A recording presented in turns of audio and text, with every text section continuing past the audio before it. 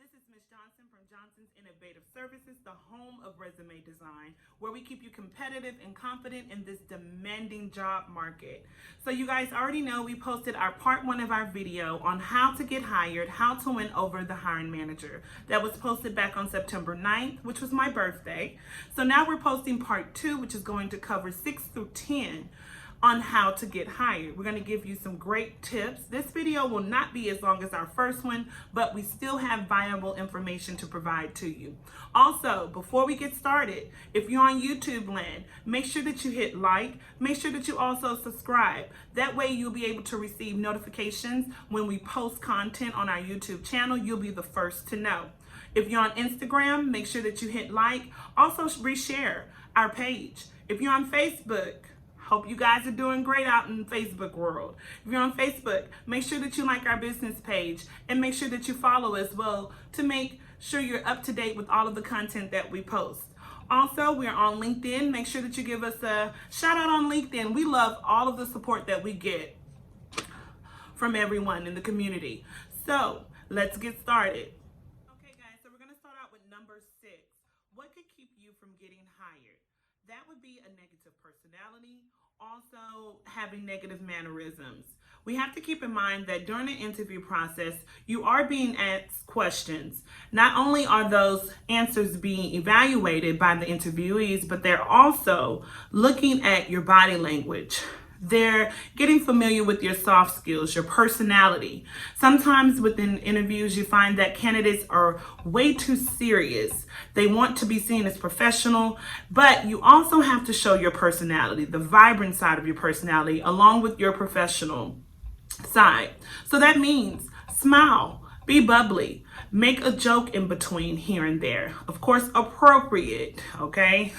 We don't want you telling inappropriate jokes because that would definitely cause you not to get hired. That would definitely affect you negatively. Another thing, be mindful of your mannerisms while you're speaking to the interviewees. Make sure that you're not tapping your finger.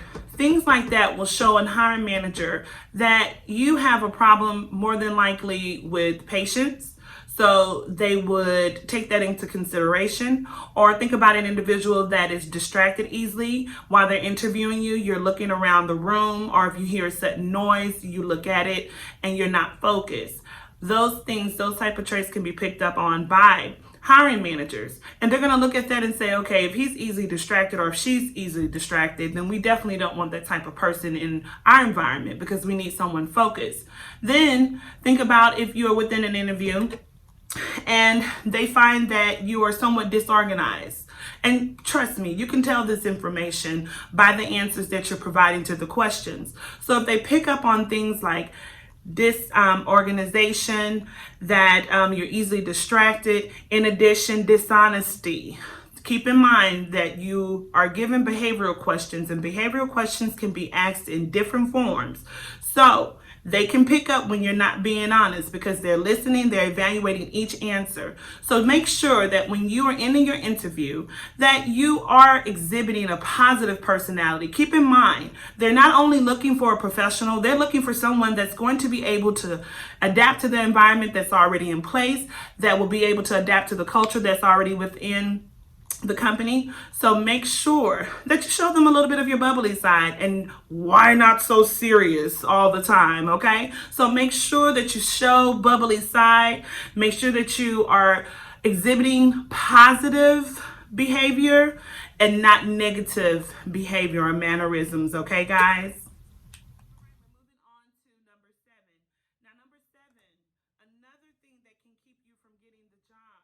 Is failing the required assessment given by the employer or failing the working interview, okay? This is really important. If you fail an assessment, which is a test to measure your skill set, to make sure that you have the required knowledge that the employer is looking for, if you fail that test that is given, then that shows the employer that you're not the best fit for the position. Typically, these tests are tailored to the skills that they're looking for. That way they'll be able to tell out of your responses and your test scores on how well of a candidate you would be within the company. So you want to make sure that if you are required to take an assessment, make sure that you take the assessment very seriously. So I always tell individuals, whenever you have to take a test, make sure that you've eaten a proper meal, make sure that you are focused, and you know that you have the skills that are required by the employer. So keep that confidence and do your best on the assessment. Now, some employers give you the capability or the opportunity to do a working interview. And this is where it's pretty much a trial period. The employer will bring you into the environment. You will actually perform the work that you would be required to perform if offered the position.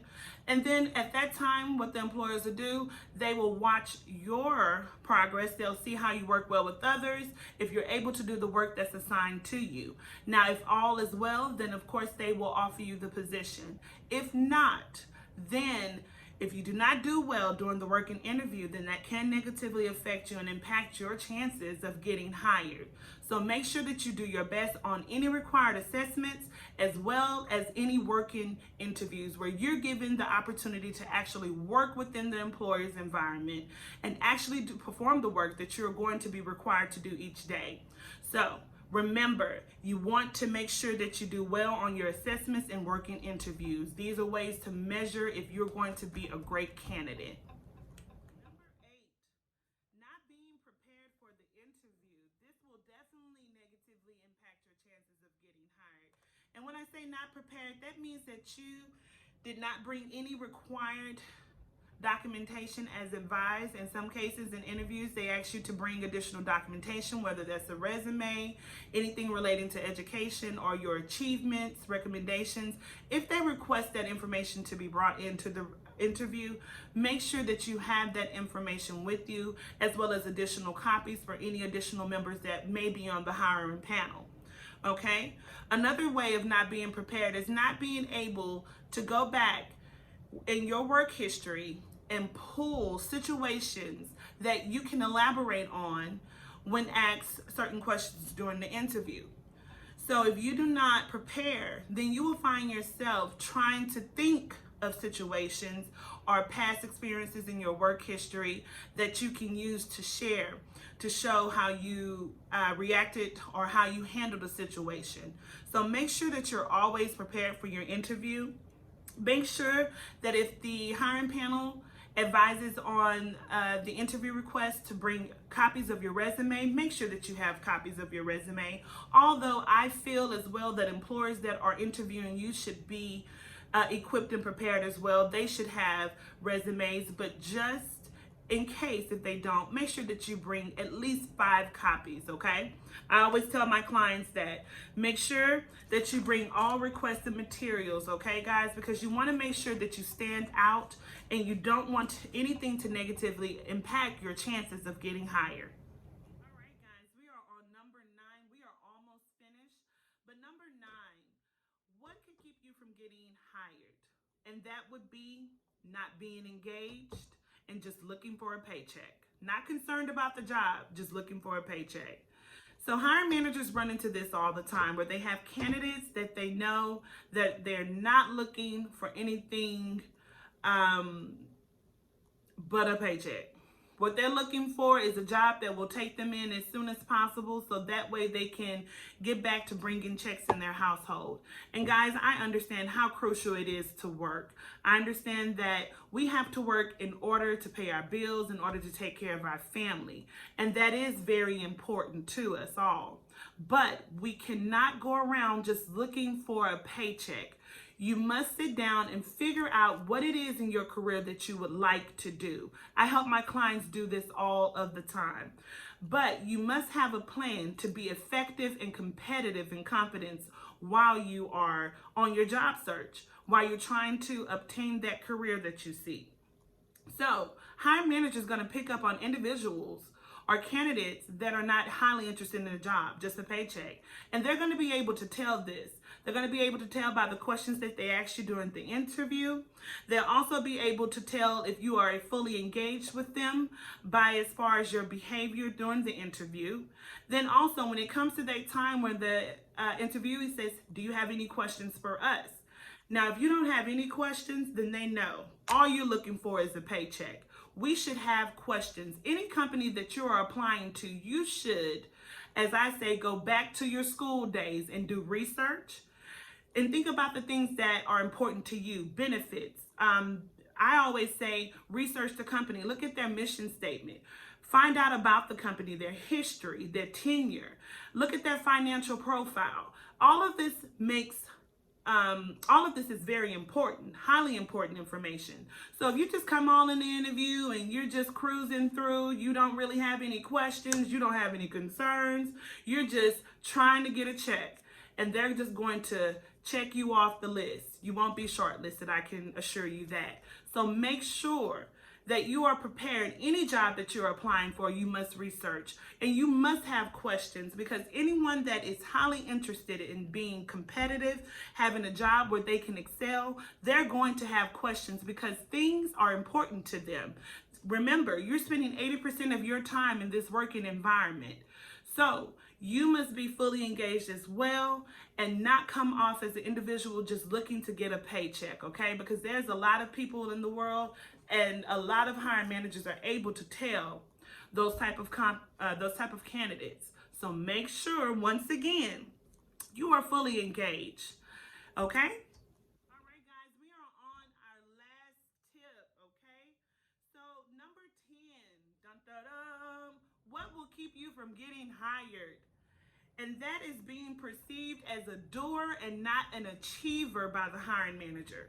When a hiring manager goes through the interview process with you, it's very important. They're evaluating everything, okay, from the body language, body posture. They're also taking note of your personality, how you interact with them. Now, we have a lot of people that are a doer, and they don't even realize that they're represented as just a doer, and this is on your resume. And this is where I help my clients. We don't want you to be seen as a doer. Oh, she just does this, she does this, she does this, she does it, he does it. But we want more. Hiring managers want to see the achievement, not just a doer. We can always hire a doer anytime. Do this, do that, do this, do that. No, they want an achiever. So you have to show them that you're an achiever. During the interview, just as well on your resume. When you list your work duties on your resume, you should be showing them that you are an achiever and not a doer. So that means that you explain the situation and then you show the achievement to that situation that's going to benefit you being hired, okay? So, and make sure that it's relatable to the skills that you, for the job that you, of course, are interviewing for.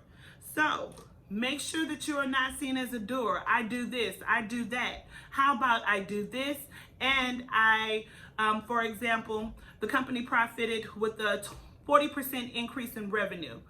Things like that. Hiring managers want to hear the achievement. They just don't want to hear do, because we can do all day. They want to hear the achievement. So make sure during the interview process, when you're answering questions, that you're coming off as an achiever. So make sure you explain the situation and the achievement, the ending result, okay?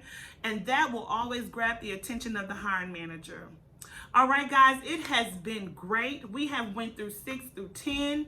Remember, if you're on YouTube right now, look up. And my part 1 video on how to get hired 1 through 5 has already been posted. Guys, if you're on our Facebook page, just look on our thread. We posted our part 1 on September 9th. We hope that this information bless you. I really hope it does. Now, we have another great exciting thing going on. We have an offer that we're going to post later today, an offer like no other. And this is my way of giving back to the community. So I can't wait to post that information. Make sure you stay tuned. Thank you so much for watching this video. Like and subscribe on YouTube. Make sure you visit Facebook, like us there, follow us. Go on Instagram. Make sure you like us, share us to your stories. Also LinkedIn, check us out there. We are even on Thumbtack. I am everywhere, okay? Even look us up on Google. Google us, Johnson Innovative Services. We are the home of resume design. We are changing lives by helping you with your career. You have a great day. We hope you enjoyed this. We hope you enjoyed this video. Make sure that you reach out, comment, let us know what you think. Let us know some of your experiences as well. Have a great day.